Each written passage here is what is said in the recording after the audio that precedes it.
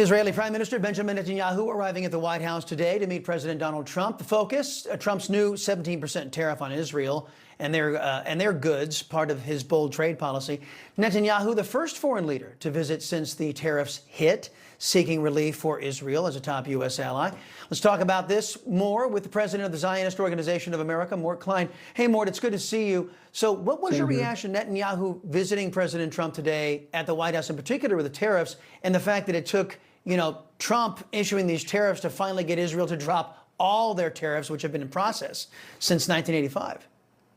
Well, Israel and other countries are dropping or reducing their tariffs because of this meeting. But the main purpose of this meeting was not the tariffs. The main purpose was what to do about Gaza, the hostages, and most importantly, Iran. And Donald Trump today made it clear that Iran better stop their program to develop nuclear weapons, or they are in for some very rough times. He was very clear about that. That was the most important part of this meeting. And the fact that Benjamin Netanyahu was the first foreign leader to come to America since Trump became president shows how important President Trump takes these issues that Netanyahu is discussing with him today. Yeah, meantime, you've got Pennsylvania Governor Josh Shapiro giving $5 million in taxpayer funds to the Alaska Islamic Society, a mosque with a history of anti-Jewish hatred. Is this more that we're seeing of the new Democrat Party throwing in their lot with Jew hatred? This is really astonishing. This is $5 million of taxpayers' money. Josh Shapiro, who I've known for over 30 years, is giving to the Al-Aqsa Islamic Society of Philadelphia. They're a group that promotes hatred of America, not only Israel, Jews, and others. They're a threat to America, not just Israel.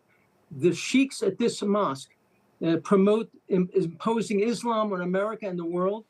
They bring in speakers that were friends with the blind sheik who bombed the World Trade Center. They have videos justifying sex slavery. They have speakers, the imam saying that Arabs are superior to all races. They bring in CARE, a group who's an unindicted co-conspirator in a terrorist case back in Texas. And when it comes to Jews, the imams there give speeches that are unbelievable. The Jews are the vilest people. The Jews are committing genocide. Jews are committing apartheid. They stole Arab land. They're enemies of Allah. They quote from the Hadith, which calls for the murder of every Jew. So this is incredible Jew hatred. But what Josh Shapiro, my friend, is doing is legitimizing and normalizing radical Islam, radical Islamic bigotry, radical Islamic hatred, radical Islamic anti-Semitism, and hatred against our very way of life.